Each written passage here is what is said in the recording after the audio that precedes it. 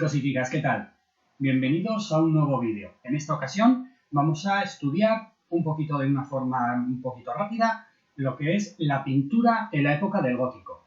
Vais a ver cómo, si bien cuando estudiamos la arquitectura hay una cierta unidad, igual que en la escultura, en la pintura no. En la pintura nos vamos a encontrar un tipo de pintura gótica que se da más o menos en general por Europa, pero veremos cómo enseguida, a lo largo del tiempo, vamos a tener dos zonas que se van a distanciar mucho. Una va a ser Italia y la otra va a ser la zona de los Países Bajos y noreste de Francia, que es la época que se conocía como Flandes, en la cual se dará la pintura flamenca, que es, como veréis, una auténtica maravilla. Vale, bueno, pues empezamos. ¿Qué va a pasar con la pintura gótica? Pues que va a modificarse. Para empezar, van a cambiar los sitios donde se pinta. ¿Por qué? Porque en el románico, si os acordáis, se pintaba en la pared de las iglesias. ¿Y qué pasa en las iglesias góticas? Que la pared tiende a desaparecer.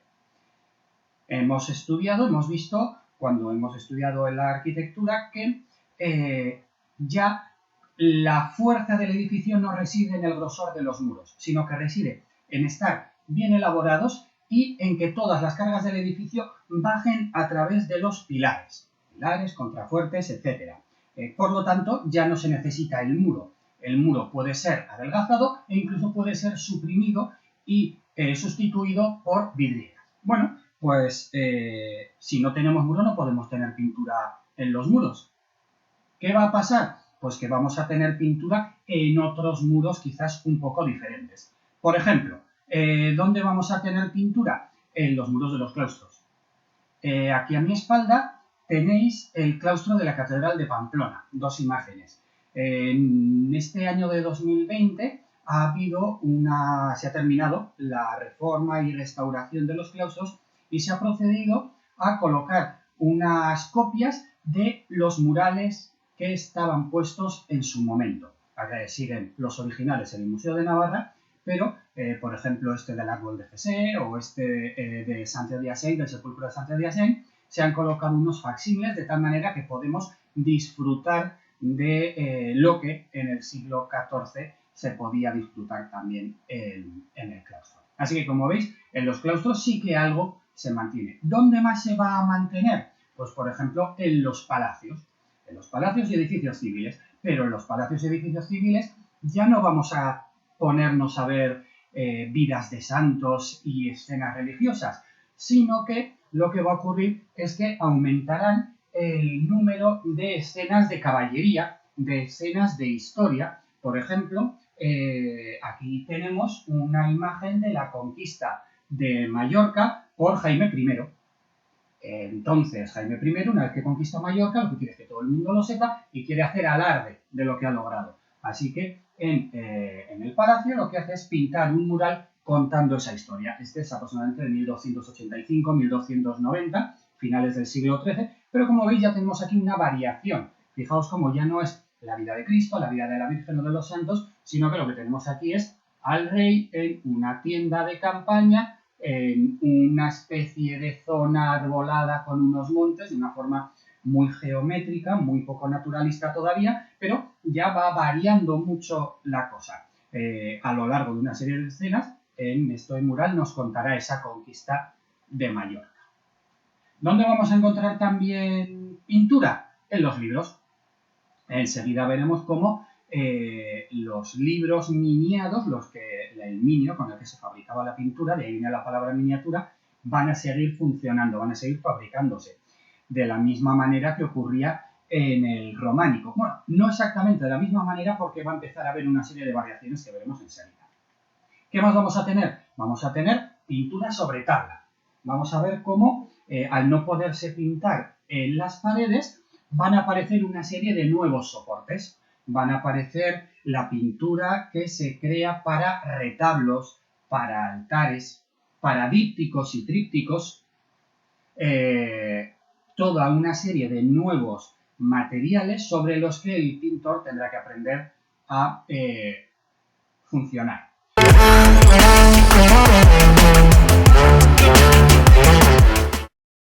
¿Dónde nos vamos a encontrar? En las vidrieras. Incluimos la vidriera en la pintura porque es también un arte del color, porque es también una forma de colorear la luz y de contar historias mediante el uso del color unido a la luz.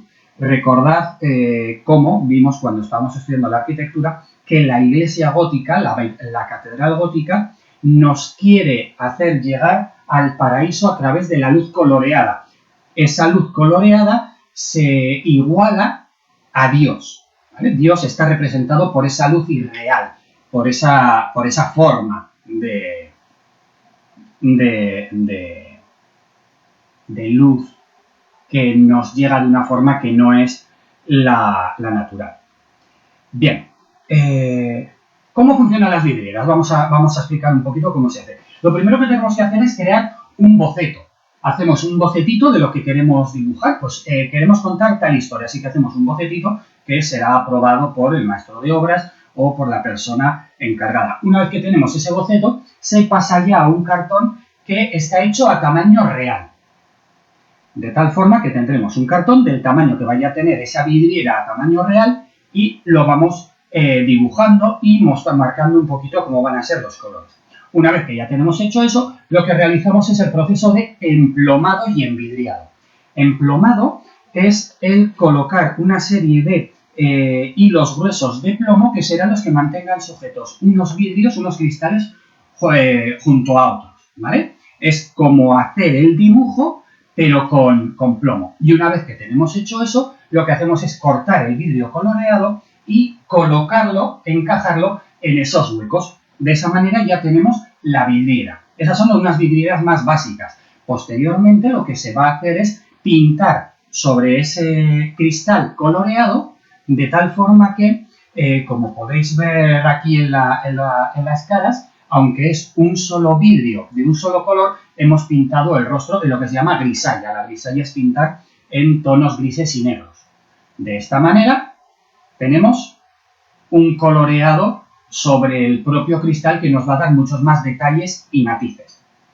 Una vez que tenemos hecho esto, ¿qué es lo que hacemos? Lo metemos al horno. Se calienta, se funden los colores con el cristal y con el plomo y crea una única pieza. Una vez que está hecha ya esa pieza, pues ¿qué es lo que vamos a hacer? Pues simplemente colocarla en su sitio.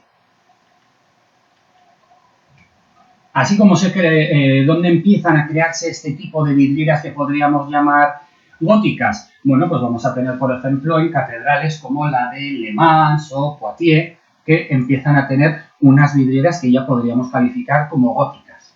¿Dónde más? Pues en el sitio que vemos siempre, en la abadía de Saint-Denis, aunque estas vidrieras son posteriores porque son de la parte alta. En la parte baja del coro, si recordáis, es allí donde comienza la arquitectura gótica, de una forma de decirlo, porque es el primer lugar en el que se une el arco apuntado con la bóveda de crucería. Bueno, pues se libera el muro y pueden colocar un tipo de vidrieras nuevas y más grandes que dará comienzo un poquito a la que sería la idea de la vidriera gótica. ¿Dónde más? En Chartres. En Chartres o Chartres, tal como se escribe, va a ser uno de los principales lugares de vidriera gótica. Es más, el artista o el maestro de obras, el maestro de vidrieras que crea este conjunto, va a lograr algo que no van a conseguir en otro sitio, que es un tono de azul muy específico y muy bonito, que es prácticamente un tono azul cielo maravilloso, que incluso va a llegar a ser conocido como azul Chartres, ¿vale? Entonces, como veis, no se trata solamente de que simplemente pintar, sino pintar de una forma maravillosa.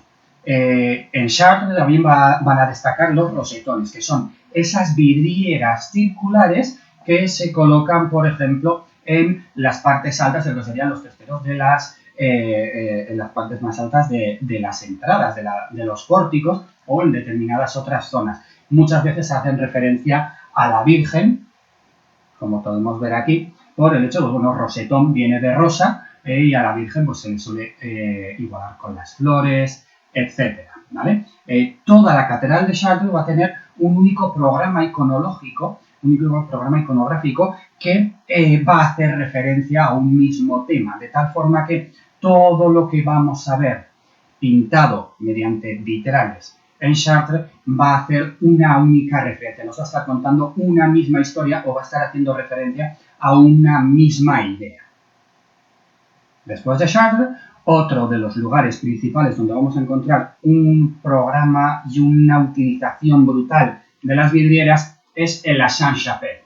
La Sainte-Chapelle, que está en la ciudad de París, en l'Île de París, a pocos metros, muy cerquita de la Catedral de Notre Dame, pues tenemos la iglesia, la capilla, la Sainte-Chapelle. En ella, como podéis ver, lo que se hace es eliminar directamente todo el muro. Solamente tenemos una serie de columnas que sujetan un techo y en donde debería estar el muro, lo que tenemos son todo vidrieras. Aquí podéis ver también un maravilloso rosetón. Es llevar la vidriera a su máxima expresión. Utilizar todo de tal manera que todo el espacio disponible está cubierto por vidrio de color que nos queda una especie de caja mágica en la cual cuando entramos en un día luminoso nos da esa sensación de un espacio nuevo, diferente, un espacio alejado de la realidad, un espacio que nos acerca a ese paraíso que pretendían mostrarnos a través de las catedrales góticas y de su utilización del color mediante la luz.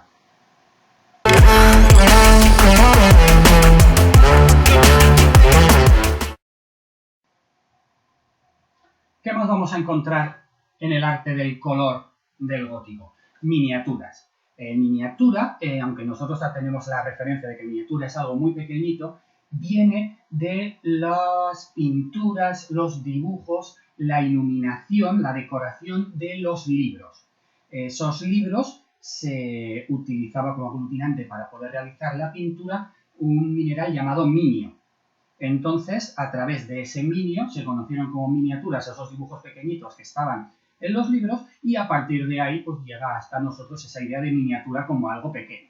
Pero bueno, centrándonos un poquito en la idea de miniatura como iluminación, como decoración de un libro, vemos como ya en el románico teníamos una serie de dibujos, una serie de utilización de la miniatura.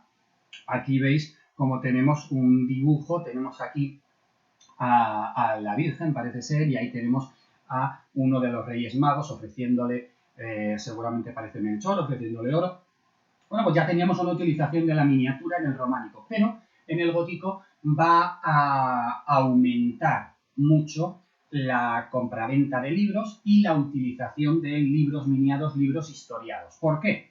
Bueno, pues porque hasta ahora en el románico lo que teníamos era libros enormes que se guardaban en las bibliotecas de los monasterios. No salía la cultura al exterior. ¿Por qué? Porque la gente no sabía leer. ¿Y por qué no sabía leer? Pues algunos porque no podían aprender. Porque bastante tenían los campesinos con labrar la tierra y no morirse de hambre. Y otros, como pueden ser los señores y los reyes, que se ocupaban más de guerrear que de otra cosa. Ahora cambia. En la Baja Edad Media hay un mayor interés por la cultura. Los grandes señores ya no solamente quieren ser señores de la guerra, sino que quieren demostrar su importancia a través de sus conocimientos. Y para ello aprenden a leer y empiezan a tener libros. También se van a hacer libros especiales para las damas, para las mujeres, para las esposas de estos señores. Libros que hacen referencia sobre todo a cómo debe comportarse una mujer y libros de oraciones que se llaman devocionarios. Libros en los que les cuentan historias de santos, historias de Jesús, de tal manera que les están enseñando cómo deben comportarse. Así pues, si antes teníamos enormes libros que se guardaban en las bibliotecas de los que guardaban los monjes y que eran enormes muchas veces porque servían, por ejemplo, para cantar. Entonces, como los monjes veían que estaban lejos del libro, necesitaban que fuera muy grande. Y en aquella época no había gafas como para poder acercarnos, así que tenía que ser muy grande. Pues ahora ya no. Ahora ya los libros van a ser más portátiles, van a ser más portables, van a reducirse en tamaño. Fijaos aquí, por ejemplo, tenemos un libro, un devocionario, y fijaos cómo, bueno, aquí se puede ver muy bien un dedo para que os hagáis una idea del tamaño que tiene. Son libros pequeñitos que se pueden llevar en un bolsito, de tal manera que cuando vas a un sitio a otro puedes llevarlos sin mayor problema. Van a ser entonces los cortesanos, los nuevos clientes, van a ser también los reyes, los príncipes, las universidades. Recordad que la universidad surge durante la Baja Edad Media, en la época del Gótico. Entonces, los profesores de la universidad necesitan un libro y se crean esos libros. Se van a crear para las damas de la corte, para todos, pues libros muy pequeñitos, pero muy trabajados. Ya no va a ser una simple decoración, sino que van a tener unos trabajos realmente maravillosos de decoración. Como ejemplo, nos basta, aquí tenemos el breviario de Felipe el Hermoso. Como podéis ver, esto es una página. Tenían una página decorada, otra página con textos. Eran auténticas obras de arte que muchas de las cuales han llegado hasta nosotros.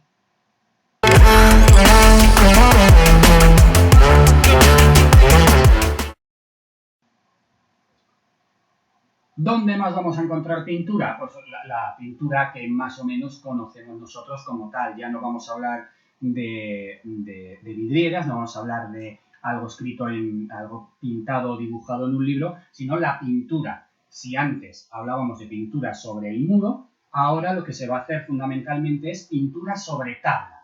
Lo que se va a hacer es elaborar un cuadrado grande, un rectángulo grande a base de unir varias tablas que nos da un lugar en donde pintar. Ese formato nos permite moverlo de un sitio a otro. Ya no va a ser una parte del edificio que no se puede separar de él, sino que la pintura va a poder moverse. ¿A qué llevará esto? Pues, por ejemplo, a que algunos grandes señores quieran tener cuadros más pequeños para poder llevarse a un sitio o a otro. De tal manera que en algunos casos se va a ir reduciendo el tamaño de las obras. Aquí, por ejemplo, tenemos un díptico en el cual pues, podemos ver a una santa, aquí la están juzgando, aquí la están sometiendo a tortura. Va a haber una cuestión en la pintura del gótico y es que vamos a encontrar muchas veces una cierta sensualidad, en algunos casos hasta un pequeño cierto erotismo que se demuestra en, por ejemplo, el cuerpo de esta santa que está siendo ajusticiada y que tiene el torso desnudo. Bueno, pues posteriormente ya lo estudiaréis como en la época ya de un renacimiento avanzado, cuando llega el momento del Concilio de Trento, va a luchar y van a intentar acabar con este tipo de indecencias, digamos. Pero por el momento en el gótico se van a recrear un poco en el cuerpo humano y van a hacer algunas muestras de algo que hasta ahora en el románico resultaría impensable. Bueno, así pues, tenemos la pintura que inicialmente vive o parte desde esa vidriera y desde esa miniatura, con lo cual vamos a encontrarnos con pintura gótica que está realizada mediante una línea que posteriormente se colorea el interior, se rellena de color. Poco a poco esa línea irá desapareciendo y se irá acercando a la realidad, tal como tenemos aquí. Figuras muy estilizadas, figuras muy elegantes, pero que se van acercando a la realidad. Y si se acercan a la realidad, se acercan al realismo. Y cuando nos acercamos al realismo, llegamos al retrato. Fijaos, aquí tenemos el retrato de Juan el Bueno. Un retrato de lado, lateral, perfil, es como se llama, y que es una muestra de algo que hasta el momento sería impensable en el románico, pero que ahora se va a empezar a dar. Gente que ya no se trata solamente de guerrear, de ir al cielo y punto, sino que quiere ser recordada por sus hazañas. Y una forma de ser recordado es esta. A la hora de realizar los retratos, a la hora de realizar la pintura sobre tabla, ya no nos sirve el sistema de la pintura al fresco. Enseguida hablaremos de las técnicas. Sino que vamos a tener que utilizar un sistema diferente, que es el sistema del temple. Normalmente temple al huevo. Mediante la utilización de la yema de huevo como aglutinante se podrá realizar esas pinturas. Por último, comentaros cómo la pintura inicialmente va a tener un fondo dorado. Este fondo dorado nos remite a la religión, nos remite al mundo, no digamos de lo sobrenatural, pero sí al mundo de lo místico. Nos deja fuera de la realidad cercana a nosotros y nos lleva a ese mundo de santos, de ángeles, de vírgenes. como es este caso de esta anunciación. Con posterioridad se irán abandonando estos fondos dorados y lo que se hará es mostrar un intento de acercamiento al realismo, a la naturaleza. Aquí tenéis, por ejemplo, una escena pastoril, una escena en la cual podemos ver a unos jóvenes divirtiéndose y demás en un hortus conclusus, en un jardín cerrado mediante esa muralla, pero es ese acercamiento del que hablábamos a la realidad. Esto es un poquito en general, pero vamos a ver ahora cómo en determinadas zonas vamos a tener una serie de avances, una serie de comportamientos que se diferencian y que resultan realmente interesantes.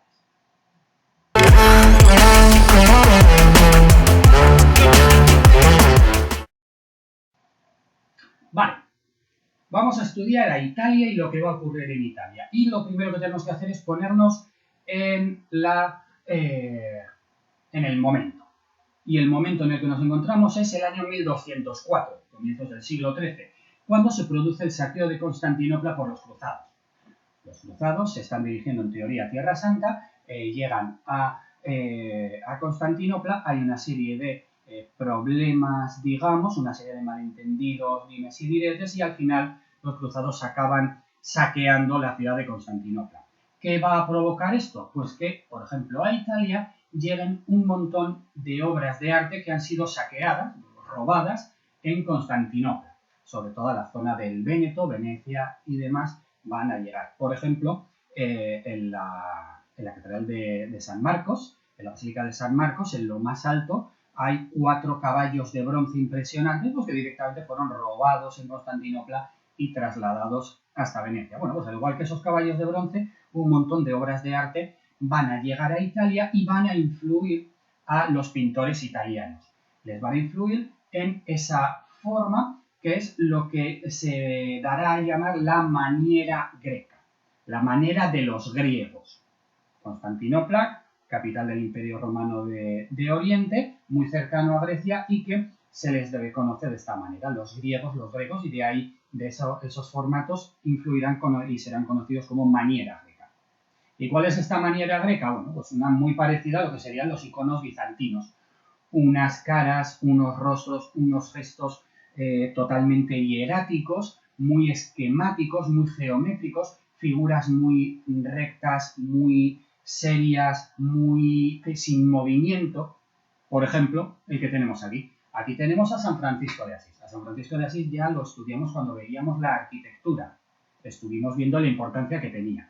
Bien, pues aquí el artista, que se llamaba Berlinghieri, pinta en un temple sobre tabla, nos pinta lo que sería un retablo sobre la vida de San Francisco. Tenemos la figura del santo en grande y a ambos lados tenemos algunas pequeñas escenas de la vida.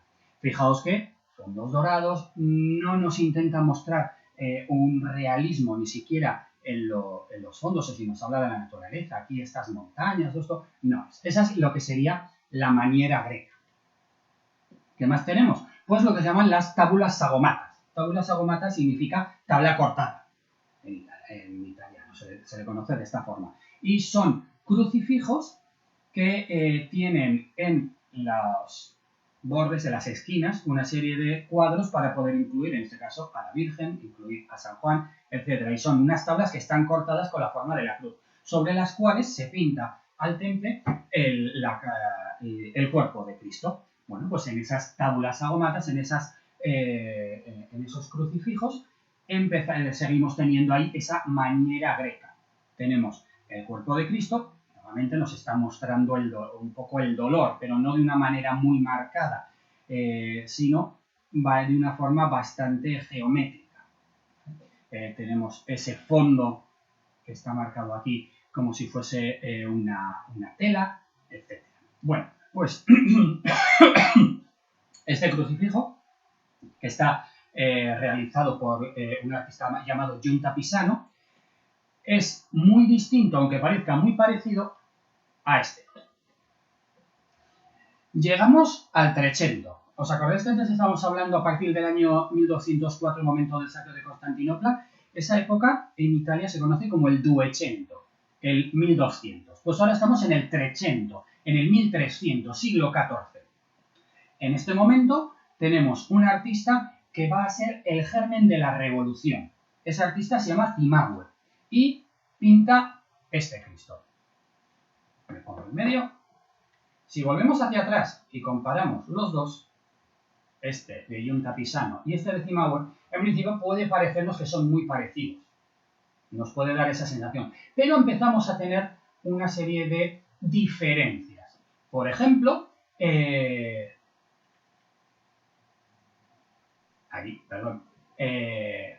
si nos fijamos aquí en el perizonium, es decir, la tela que cubre la parte íntima de Cristo, es una tela sin más, ¿vale? Es una tela bastante bien hecha, etcétera. Pero, ¿qué va a ocurrir?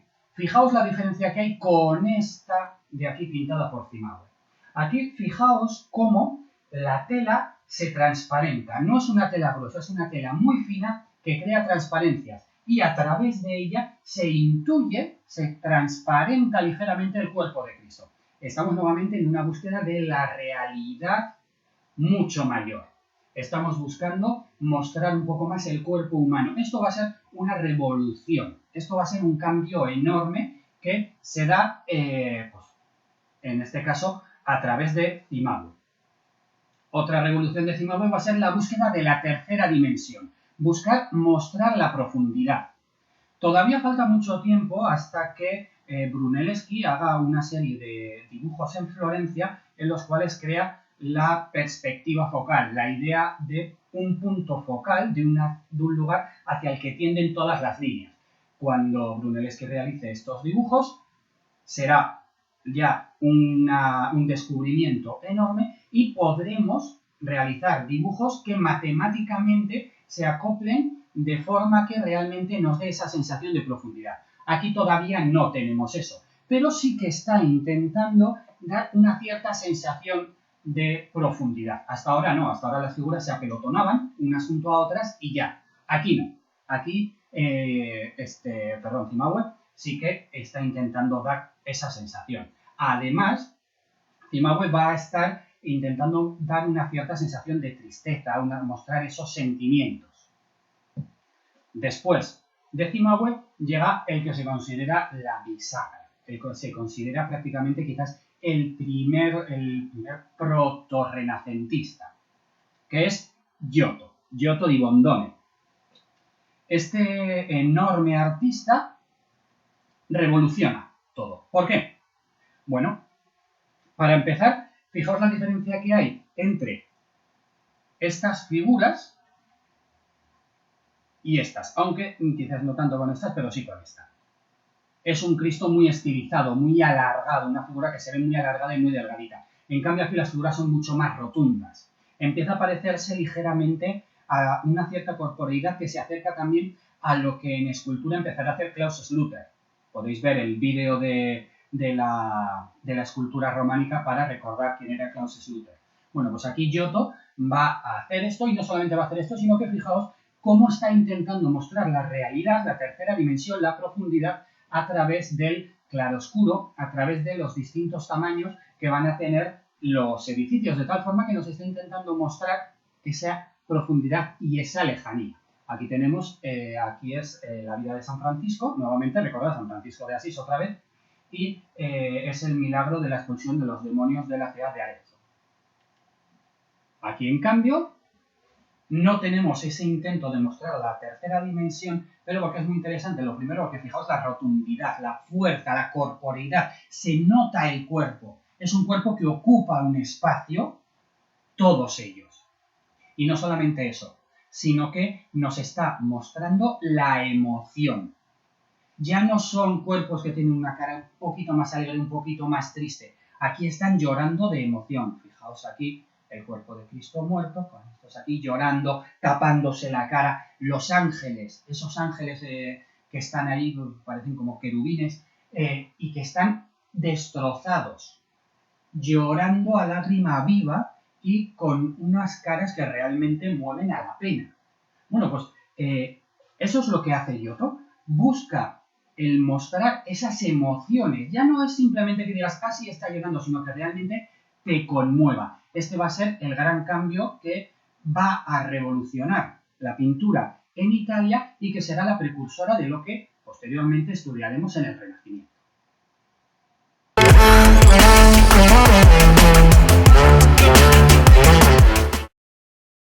Bien, vamos a hacer aquí un pequeño alto en el camino para explicar un poquito cómo son las distintas técnicas de pintura que estamos viendo a lo largo de este vídeo.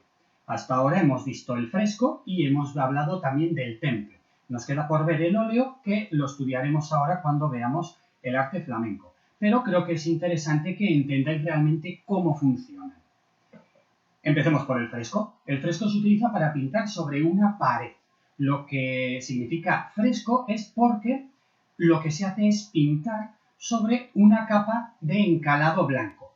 Cuando tú realizas una pared, pones los ladrillos y por encima de los ladrillos se le da una lechada de cal. Bien, lo que aprovecha la técnica del fresco es una reacción química por la cual, si tú juntas los pigmentos con esa lechada de cal, digamos, cuando se seca, la pintura, el pigmento, se integra en esa capa de tal forma que ya no se va a separar, sino que va a formar parte de la pared. ¿De acuerdo? Vamos a ver cómo funciona. Empezamos dando una capa de cal a la pared, otra capa, una serie de capas diferentes, hasta llegar al final en la cual lo que hacemos es dar una capa muy finita. ¿De acuerdo? Una vez que tenemos eso, lo que tenemos que hacer es pasar el dibujo. Ese dibujo lo tenemos hecho inicialmente lo que se llamaban unos cartones o unos papeles, que lo que vamos a hacer es agujerear las líneas para, al colocarlo sobre la pared, vamos a pasar un poco de polvo oscuro para que quede marcado en la pared. O bien, lo que podemos hacer es pasar mediante un punzón por encima de esas líneas de tal manera que quedan marcadas. Vamos a ver cómo se hace. Fijaos, aquí lo que estamos haciendo, me pongo este lado mejor, es, tenemos ya el dibujo, hemos colocado el papel encima y lo que está haciendo es pasar y puntear mediante esos agujeritos y ese polvo oscuro esto. Fijaos aquí, podéis ver en una obra de Miguel Ángel cómo funciona esto. El otro método, como veis, está pasando mediante un clavo por las líneas del dibujo.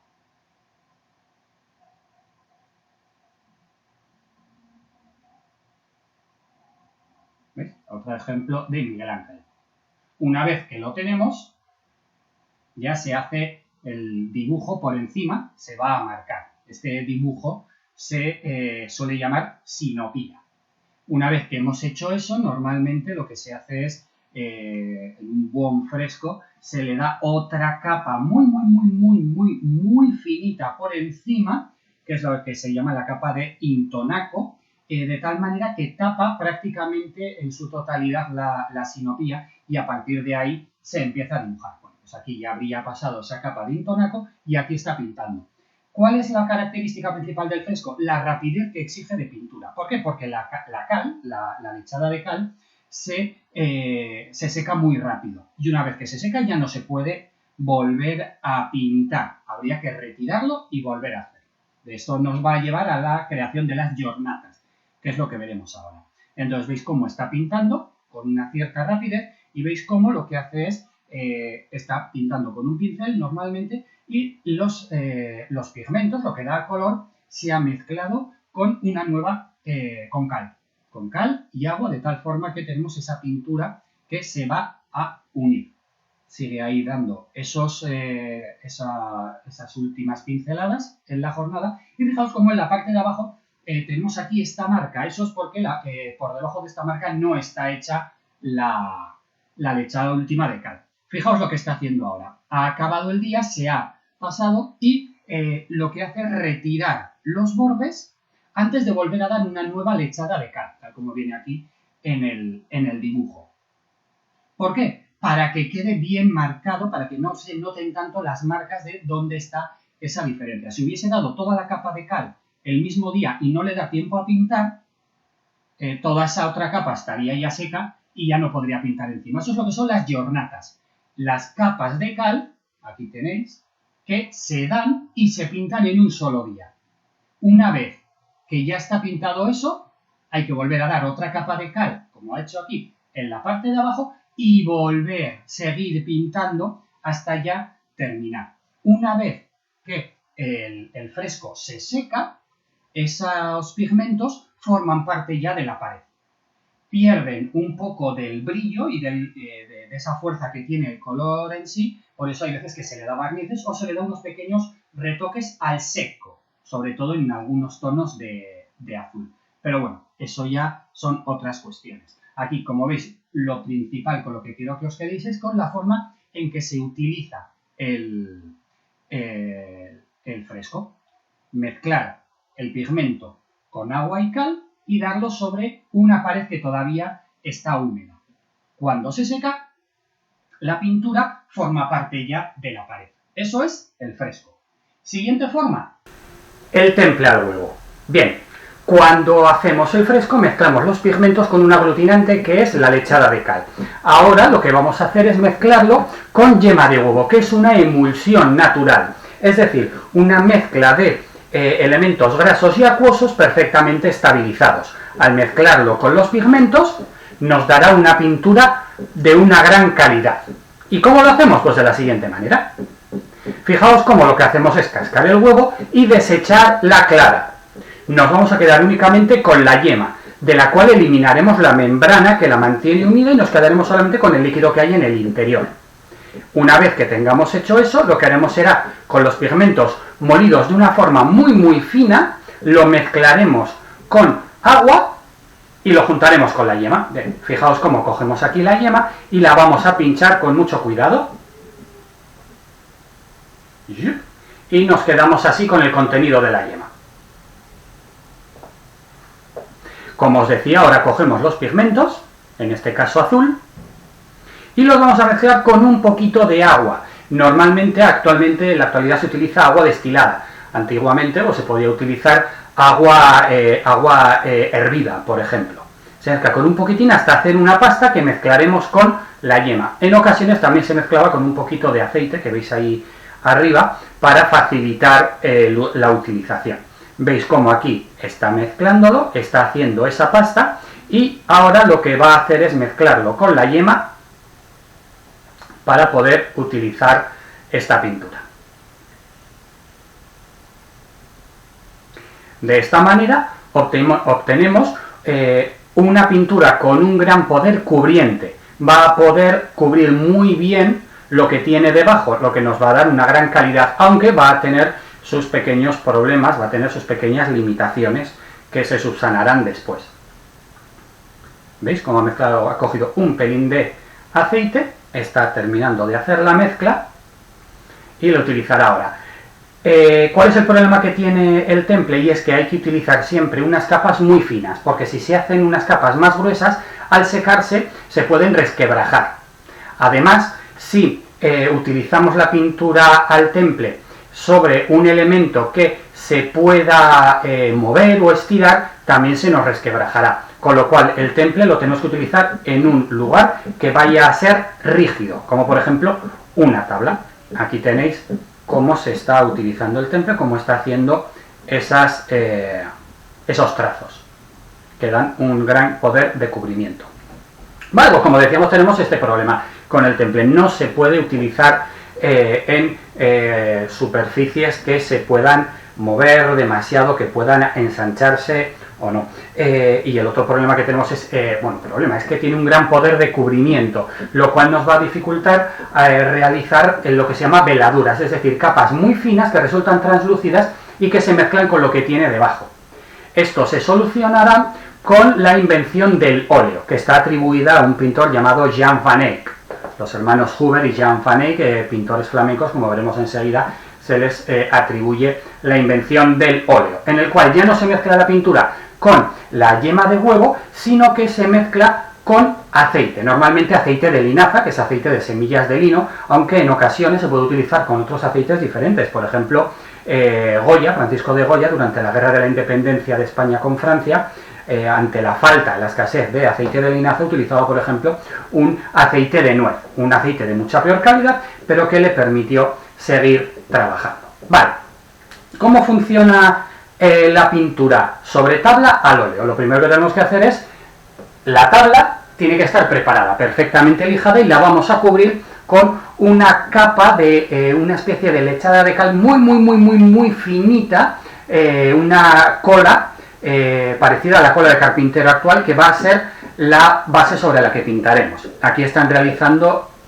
la base, como ya podéis ver aquí, y ahora sobre esa base lo que hacemos es encajar el dibujo, es decir, hacer unos trazos muy sencillos, un bosquejo muy básico de las figuras que nos sirve para más o menos colocar los elementos en el lienzo. Bueno, no es un lienzo, es una tabla. Una vez que está hecho eso, gracias a la ayuda del tiento, que es esa varilla que nos permite apoyarnos mejor y trabajar mejor, de ahí viene la expresión andarse con tiento, vamos realizando un abocetamiento que taparemos con una capa muy finita que nos dejará ver un poquito por debajo, pero que nos tapará en general lo que hay, el boceto. ¿Veis? Aquí el uso del tiento. Una vez que está hecho eso, vamos a empezar a dar masas de pintura. Pintura al óleo. Como veis aquí, lo que está haciendo es mezclar los pigmentos con pequeñas cantidades de ese aceite. El aceite tarda mucho más en secarse, lo cual nos da mucha más libertad. La yema de huevo se seca mucho más rápido, con lo cual cuando pintamos al temple tenemos que pintar más rapidito. El óleo se seca mucho más tarde, tarda mucho más en secarse, lo que nos permite jugar mucho más. Y es más, como vais a poder ver aquí ahora, al mezclarlo podemos hacer capas muy finas, casi transparentes, que son lo que se llama las veladuras. Podéis verlas aquí. Una vez que tenemos la pintura, ya podemos ir aplicándola sobre, en este caso, la tabla. Posteriormente se utilizará también sobre el lienzo. Fijaos cómo va a utilizar pinceles de muchos tipos, un poquito más gruesos, un poquito más finos, pero fijaos cómo para los detalles la técnica de los pintores flamencos es utilizar pinceles increíblemente finos. Tenían pinceles que eran de un solo pelo, que les permitía llegar a unos niveles de detalle enormes, como veremos enseguida. Bueno, pues de esta manera podemos crear unas figuras muy exactas, muy precisas, con el más mínimo detalle, utilizando, por tanto, esos pinceles finos y esas veladuras que nos permiten hacer unas gradaciones de color que otras técnicas como el temple o como el fresco no nos permiten. Además, el temple es mucho más elástico que esas otras técnicas, lo cual nos permitirá pintar sobre tela. Al pintar sobre tela, con el temple se rompería ese temple, es mucho menos elástico, pero con el óleo sí. Puedo pintar sobre una tela y después enrollarla. No se estropea la pintura, lo que me permite manejar elementos mucho más grandes, lienzos muchísimo más grandes, que no podría utilizar tanto con la tabla. Así que el temple, como veis, diversas ventajas. La primera, tarda más en secarse, nos da más libertad. La segunda, nos permite crear esas veladuras casi transparentes. Y la tercera, una mayor estabilidad, ya que al ser más elástico podemos pintar sobre otros elementos más finitos y más fácilmente transportables, como son las telas.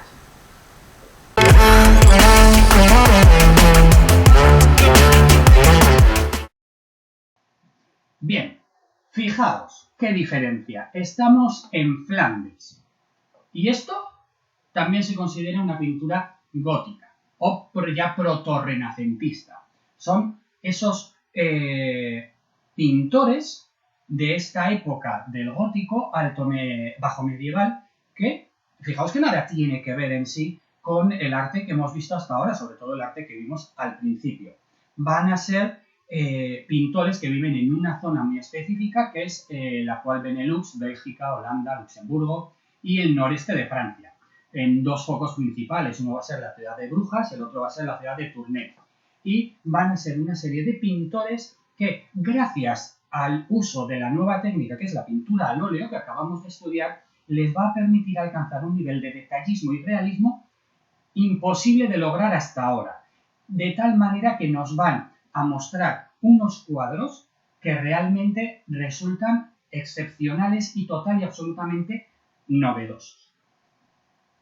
¿Por qué? Porque si bien en Italia vamos a ir viendo que se va a ir tendiendo hacia una naturalidad y un cierto realismo, pero mostrando lo mejor de la persona, es decir, hacia un cierto nivel de menos realismo tendente a una mayor belleza, a una mayor idealización de la figura humana, en el norte de Europa lo que van a tender es justo a lo contrario. Van a tender a un realismo total. Es algo parecido a lo que vimos entre la escultura griega y la escultura romana. Cuando estudiamos el arte clásico vimos cómo los griegos tienden a la idealización del cuerpo humano, a buscar esa perfección, y en cambio los romanos no, buscaban un realismo total. Bueno, pues los pintores flamencos van a tener exactamente lo mismo, van a ser como los romanos. Fijaos, aquí tenemos un par de retratos. Tenemos un caballero y tenemos una dama. La dama, un retrato perfecto, maravilloso. El caballero, fijaos cómo esa búsqueda de realismo resulta casi caricaturesca. Son casi caricaturas. En algunos casos vamos a ver cómo realmente casi parece que han realzado la fealdad. Fijaos también cómo gracias al uso de el óleo podemos tener estos maravillosos claroscuros en la tela de la toca de la mujer, y tenemos, fijaos aquí, cómo se puede ver un pequeño nacimiento de barba. Parece casi que se ha afeitado a la mañana y le han hecho el retrato unas horas después, cuando ya empieza a apuntar un poquito la barba.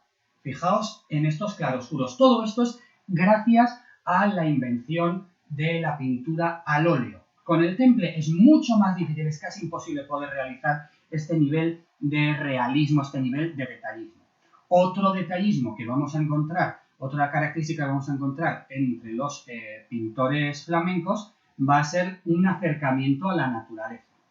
Aquí tenemos una de las más grandes obras de la historia de la humanidad, que es el Políptico, conocido como el Políptico de la Adoración del Cordero Místico, que está en la Catedral de San Babón, en la ciudad de Gante. Este cuadro, este políptico significa un retablo hecho, un grupo de tablas políptico, que se juntan contando una historia similar o una serie de elementos. Un díptico sería realizado con 2 tablas, tríptico con 3. Aquí tenemos políptico, porque tenemos, no sé, 2 abajo, 4, 6, 8, 9, 10, 12, 14. Tenemos un montón de tablas que forman un conjunto. Fijaos, lo primero aquí, cómo nos está mostrando este campo con un gran nivel de detallismo, nada que ver con el Hortus Conclusus ese que hemos visto antes, en el que veíamos a unas parejitas ahí en un huerto con unas plantitas. No, aquí busca un detallismo y un acercamiento a la naturaleza enorme. ¿Qué más vamos a encontrar aquí?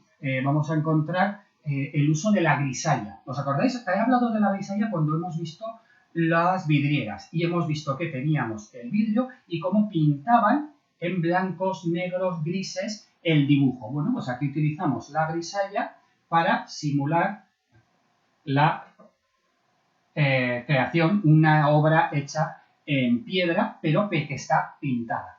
Y otro de los elementos que nos vamos a encontrar aquí va a ser el nivel de detallismo tan grande. Fijaos en esto. Nos acercamos y vemos aquí el reflejo de cada una de las perlas, de las grandes y de las pequeñas. En las grandes amatistas, topacios, etcétera, en esto. ¿Y qué es esto? Pues esto es una corona de una virgen. ¿Y de qué virgen? Pues si volvemos hacia atrás, a ver si sois capaces de localizar dónde está esa corona. Va a ser muy difícil que lo hagáis, ya os lo digo. Está aquí, en la virgen. Fijaos la cabeza, tenemos aquí la corona, pues en ese trocito pequeño de ahí, fijaos el nivel de detalle. Es lo que os decía de la utilización de pinceles tan pequeños, que son pinceles incluso que tengan un único pelo, para llegar a un nivel de detalle enorme. Un nivel de detalle inimaginable. Todo eso unido entre esos pinceles tan minúsculos y la utilización del óleo con una serie de capas prácticamente transparentes que llamamos veladuras, nos permiten llegar a este nivel de detalle. Además, al tardar tanto en secarse el óleo, nos permite hacer esas mezclas mucho mejor de lo que podíamos hacer antes con la técnica del temple al huevo. Bueno, pues aquí tenéis este nivel de detallismo, ese uso de pinceles, esa búsqueda del más mínimo detalle para acercarse lo más posible al detalle, al realismo total y absoluto. Posteriormente, una serie de artistas descubrirán que no hace falta llegar a ese detalle para llegar a parecer real. Y sí que si nos alejamos un poco, lo vemos tan real, algo hecho de una forma no tan detallista, que esta serie de cuadros. ¿Qué más vamos a encontrar aquí? Bueno, pues no vamos a tener solamente cuadros religiosos, sino también cuadros profanos. Aquí tenemos de nuevo Van Eyck. Los hermanos Huber y Jan Van Eyck van a ser los grandes precursores de esta época. De hecho, se considera que pudieron ser los inventores de la técnica al óleo. Bueno, pues aquí tenemos el Matrimonio Arnolfini, un cuadro famosísimo. Fijaos que está puesto, está incluido en un interior, no tiene nada que ver con la religión, aunque sí que determinados estudiosos piensan que es el momento del matrimonio de la pareja. Fijaos como en el suelo sí que tenemos una serie de líneas que casi como que buscan ese punto de fuga, pero de una manera intuitiva, no matemáticamente. De hecho, encontraremos muchas obras de arte de flamencas en las cuales tenemos ahí distorsiones de la realidad que nos chocan un poco al ojo, porque lo están haciendo esa búsqueda de la tercera dimensión ya muy bien, pero de una manera intuitiva, sin unas reglas matemáticas que les ayuden a perfeccionarlo. ¿Qué más vamos a tener? Pues de nuevo, aquí tenemos de Van Eyck una anunciación, pero no es un cuadro de una anunciación, digamos que es un cuadro de una escultura de la anunciación. Tenemos al ángel Gabriel, tenemos a la Virgen, tenemos a la paloma del Espíritu Santo que desciende sobre ella, la Virgen está leyendo, pero son unas esculturas. Y de hecho, mediante esa grisalla, esa técnica del blanco y negro, nos muestra que son esculturas, pero también nos muestra que son esculturas colocadas en un sitio, delante de un lugar reflectante, de un lugar tan brillante que refleja las estatuas. Si os fijáis aquí, en los bordes, aquí, se ve el reflejo de la estatua, de la figurita, en ese fondo negro, en ese mármol negro perfectamente puesto, ¿vale? Esto es la técnica del óleo, la técnica de los flamencos. Y Huber y Jan Van Eyck van a llevar a un extremo impresionante. No puedo acabar sin hablar de uno de mis pintores favoritos, que es Van der Weyden. Tenemos aquí este cuadro. Os acordáis que hemos estado viendo cómo antes en la técnica del óleo estamos justamente pintando esta zona de aquí. Vale, pues aquí lo que está haciendo Van der Weyden es mostrarnos un descendimiento de la cruz y mostrarnos en este descendimiento de la cruz, pero no está colocado en un lugar real, no son figuras reales, sino que son como si fuesen estatuas colocadas en un altar. Fijaos que en la parte de atrás lo que tenemos es un fondo neutro. Fijaos no solamente eso, sino que aquí y ahí en esa esquina se ve que están como dentro de una caja. No nos está pintando figuras reales, sino que nos está pintando estatuas. Nos está pintando algo que es una serie de estatuas. Pero lo hace con un nivel de detallismo enorme. Fijaos cómo se puede diferenciar entre el blanco cadavérico de Cristo y el blanco de desmayo de la Virgen. El color de cada uno de los personajes. Si nos acercásemos lo suficiente, podríamos ver cada una de las lágrimas. Esto es el arte de los flamencos, el detallismo y en este caso el patetismo, es decir, mostrar las emociones a un nivel enorme, mostrarnos cada uno de los personajes lo que sienten. Fijaos, aquí tenemos la figura de María Magdalena y cómo se retuerce, casi como una bailarina mostrando ese dolor. Bueno, pues hasta aquí lo que quería explicaros un poco de la pintura gótica. Junto con el vídeo de los dos vídeos de la arquitectura y el vídeo de la escultura, creo que hemos hecho un resumen bastante bueno de lo que es el arte de la época del gótico. Iremos colgando otros vídeos. Yo por mi parte ha sido un placer el poder mostraros esta época maravillosa y de cambio que supone ese gótico, que es esa transición entre el románico y cómo va avanzando hacia el renacimiento a través de una serie de artistas realmente fantásticos. nada, animaros a visitar museos. Si no los visitáis, id a verlos a través de vuestros ordenadores, de vuestros móviles, buscad arte, porque es de lo mejor que vais a poder hacer en la vida. Un beso.